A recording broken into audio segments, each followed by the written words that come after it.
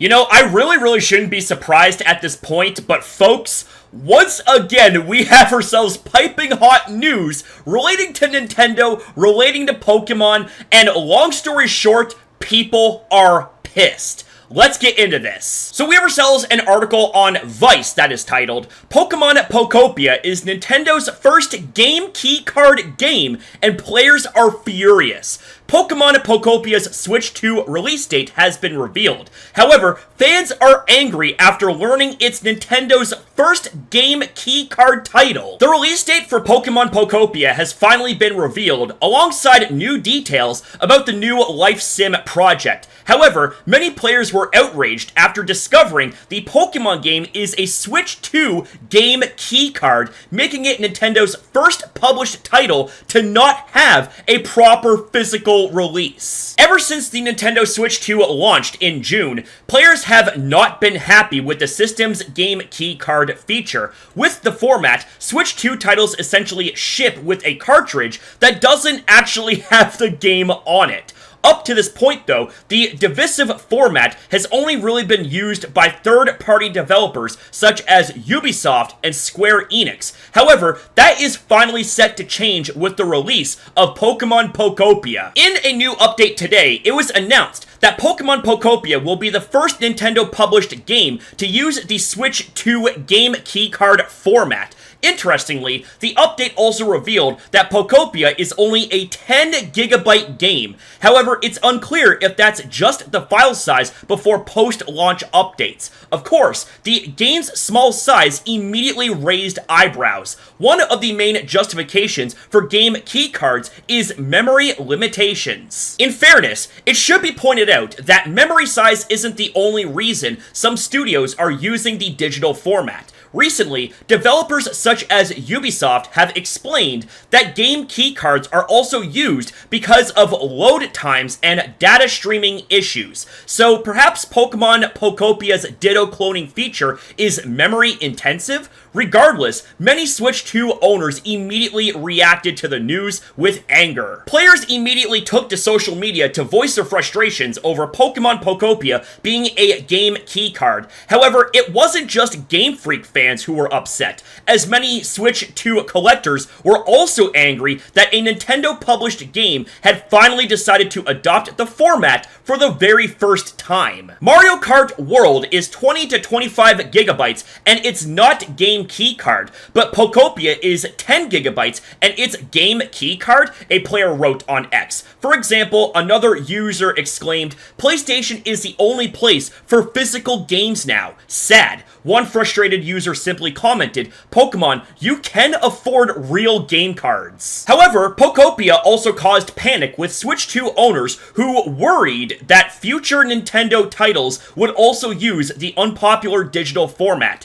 Nintendo, can you please confirm if you're making this game and other future game releases a game keycard instead of a physical purchase? While not everyone was thrilled with the update, we finally have launch details for the new Pokemon spin-off title. According to Nintendo, the Pokemon Pokopia release date is set for Thursday, March 5th, 2026 on Switch 2.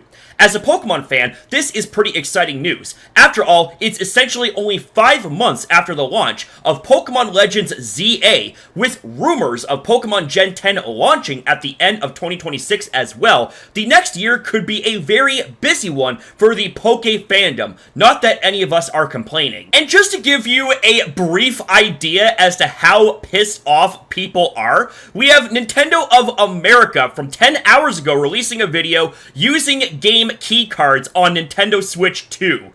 The like and dislike ratio is a complete and utter bloodbath with over 17,000 dislikes. And it should come as no surprise that the comments are absolutely destroying this video.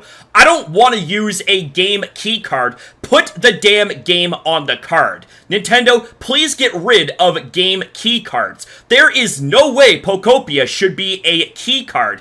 Insane how they straight up say that game keycards contain no game data instead of trying to do a positive spin on it. How to use game keycards. 1. Identify game keycard. 2. Return game to shelf. 3, exit the store. How to use game key cards. Step 1, don't. So I definitely think that the concerns from these fans are definitely valid. And keep in mind that this right here was already its own can of worms when it came to third parties. Considering that this is a first-party Nintendo game that is implementing this digital method, make no wonder why people are worried. Now, I don't think that this news here would be as big of a deal if there was the option to either buy the physical copy or buy the digital copy, but the reason why people are upset, if I had to hazard a guess, is because it sounds like that there is going to be a slow and progressive shift away from physical gaming media and all of it into digital media. I think at the end of the day, people should be allowed to still have the choice if whether they want to buy a physical copy of the game or a digital copy of the game. Now, to quote something from Cerebi.net, we have the following. The physical version is a game key card and will require 10 gigabytes to install. So from that wording right there, it sounds like, and this is my own interpretation, but it sounds like that the quote physical copy of the game is actually a game key card. Like, it just feels like that we are starting to lose the novelty of owning games. Like, when you own a physical copy of the game, that game is yours. But considering that we are seemingly going away from physical copies and now into digital copies, this is where I can understand more and more the criticisms that people have against digital media. I also want to bunch this in as well, that of course being the price of the game. This right here, this spin-off Pokemon game, is $100. Now, I have been seeing different prices based on currency, so I'm going to assume that this is Canadian currency, but even still, how in the blue hell can you justify a $100 price tag for a fucking spin-off Pokemon game? Like, this game, based on my impressions on it, is nothing more than a Pokemon version of Minecraft.